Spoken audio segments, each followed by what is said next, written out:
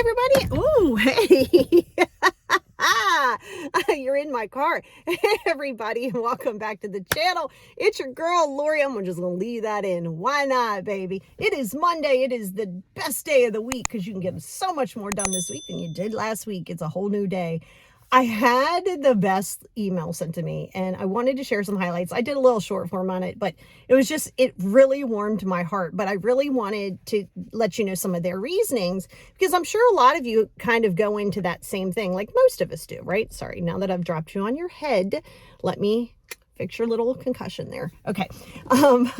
But yeah, so I guess because yesterday was Christmas, right? So so I guess everywhere, but like yesterday was Christmas. So I got this email.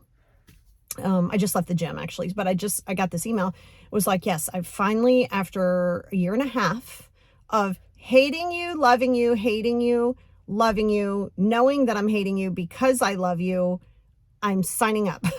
And they're signing up for like well over a year. They're like at minimum a year. Because not only do they want to get through some stuff, they also want to build some kind of a new business down the road. And I can help them with that and all that stuff. But it's still all part of like the coaching and everything. But it was the reasoning, right? Going deeper to that. After said hate, love, hate, love, hate, love. And she said that the hate piece of that was only because I was calling her out on her stuff. And she said, you know, I've been in many different therapies before and I've gotten so much out of it, but I always feel like at some point I don't need to maybe divulge and go as deep. And she said, you know, after listening to your podcast, she said the podcast has been very transformational, which by the way, gratitude, thank you, love you. And she said the more she would have excuses, she says it was like I was in her brain. She said she would build an excuse and then it would be like an episode or two later, it would be like I'd be debunking that excuse. She'd be like, I hate you because you debunked my reasonings. And it was this long email and said, you know, but most importantly, I used to make excuses for myself. It's too expensive to like book sessions with me or anybody for that matter. I don't have the time. I am afraid because I don't really want to go back and kind of relive things. I just want things to be better.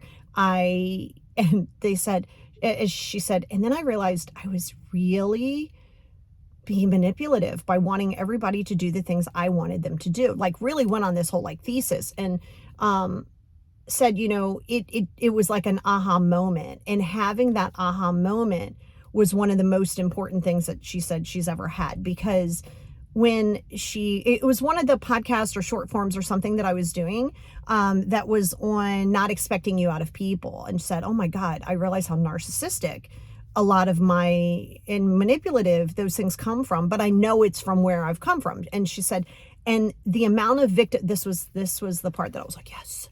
She said, I hadn't realized I had been living in this victim mentality. Like somebody owed me something. Like I had to have a relationship. Like I had to have all of these things. And every time you would say something and I would try to, rebuttal it, you would debunk that for me. And she said, you finally stripped away all of the layers of protection that I kept telling myself I needed in order to function, and said that just the commitment of that has already started. It's too early to tell that it's helped the relationships around her, but said just knowing that, because she's not announcing this to the world, right? She's not going, oh, I'm gonna put this on Facebook and be like, I'm doing this healing, or I'm gonna tell my mom and dad. Said no. Said another thing I said, and it's so true. Keep what you're doing close to the vest. Not everybody needs to know everything you're doing. Not everybody knows everything I'm doing. There's things I'm going to hopefully get out to you guys and present out to you. It's not ready. It's not time for you to know yet. And when you're going through your healing journey, it doesn't have to be, hey, everybody, hello, I'm going to be going through my healing journey now. So please support this. Like you can't do that. And that's the first thing she said was like, you know what? I'm committing to it. She said, I realize, and this was the funny part, said, I used to think, oh my God, no, I can't do that. It's just too expensive to work with her. And she said, ooh, but then I realize when I go into impulsive spending, I'm doubling what I would end up paying you for the year. And she said, yeah, that was a sobering experience, right? It was one, and because she's doing the journals, that's what I was going to get to too. Said she was so resistant to these 5 journals, said she, when I told her, not her specifically, but everybody like, oh, the 5 journals, it's like, oh my God, I'm not going to do that. That's ridiculous. And I didn't know her from Adam. Like, she hasn't been a client. She's just like an amazing listener. And she's like, fine, whatever. I'm in a bad mood. I'll try it. And she was like, oh, but then she keeps saying this consistency thing. She said, I hate you so much because it's always consistency. You could tell that was the tone, and said, oh, but then it was like you hit me in the face with a shovel. I started being consistent, and I started making time for myself. And I'm realizing that I don't have to have relationships with my family if I don't want to. And so started with that whole, oh my God, I was so resistant and all these things. And then went down to, wait a minute, I do deserve this. And, and so I'm going to respond later. I mean, but she's already booked or whatever, but it was just so heartfelt and warm to me to see, because this is not the first time I've heard this. It really isn't, right? Different. I've heard it from men. I've heard it from older people, younger people, and it's what I tell you guys. Stop trying to make other people heal. Be consistent. Do you. It will go onto them. They have to, no one's going to heal. No one's going to get therapy. No one's going to stop doing this. No one's going to start doing this unless they want to. And my content is here for whoever wants it. If you don't do it, you don't do it. You're not breaking my heart. You're breaking your own heart. You're not breaking mine. Okay. So if you're not willing to do the consistency, and there was something that she said in there too, was like, because she knows, just from hearing me, right? Like, we're going to go back. We're going to do some dark shadow work, like really deep dark shadow work, where we're going to relive some of these traumas. We're going to relive every moment, every sound, every smell, every taste. She already knows. Excuse me. I'm going to push her to the brink of breaking, because sometimes you have to demolish a house. And I don't mean demolish like I'm going to break her in two, but like demolish a house to build better. Right? And so that's the thing. And so you have to ask yourself, as we're going into this new year, please don't make this a resolution. I don't do resolutions. They're stupid. Please don't do it.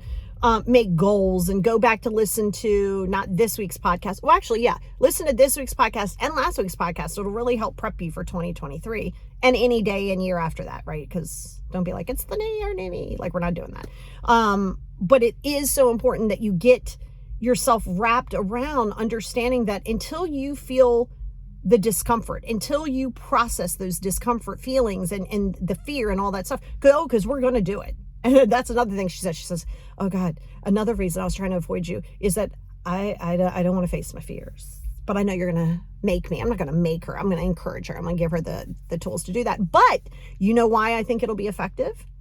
Because she wants it. I don't want her to have it. She wants it. Her family doesn't even know.